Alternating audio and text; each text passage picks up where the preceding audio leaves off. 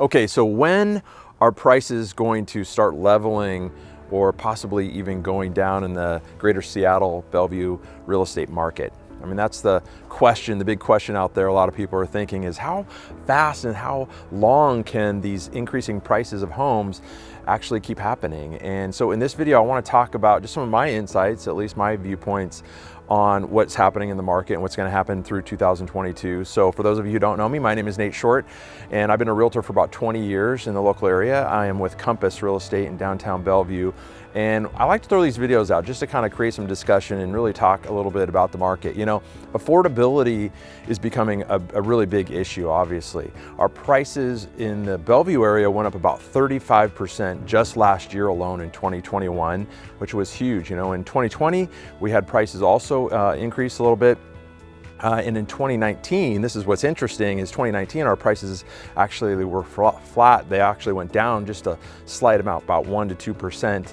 And so it was just a little over 2 years ago that our market was a lot more balanced and prices actually in some areas had actually gone down. So it's very interesting because now that we're, been into COVID and people have been in their homes and not really putting their houses on the market. We've had really low interest rates and it's driven these prices up. A lot of people are wondering, is it time to sell? What do I need to do to get my house ready for the market if I do want to do that? I think if you're selling within the next 2 years, you really need to consider selling right now. Because if there's one thing I've learned, you can't predict the top or bottom of a market. Now, if you're a buyer, same thing, am I buying at the top of the market? Am I buying, when these prices are really high, and are those prices going to come down like they did in 2008? And that's kind of always on the back of people's mind, whether it's themselves that went through that experience or maybe their parents, they saw the value of their parents' homes go down. So, these are some of the big questions that are out there. On the buyer side, I think it's really important to keep in mind, how long are you going to own that house? Are you going to own it for 2 years, 3 years, 5 years? I believe that if you're going to own a home for more than 5 years, it's always a good time to buy, because we know, no matter what, or if we go back to 2008 when we had the Great Recession, even people that bought in 2008, it just took them about 6-7 years to get back to the prices that they paid in 2008 to where they were break even.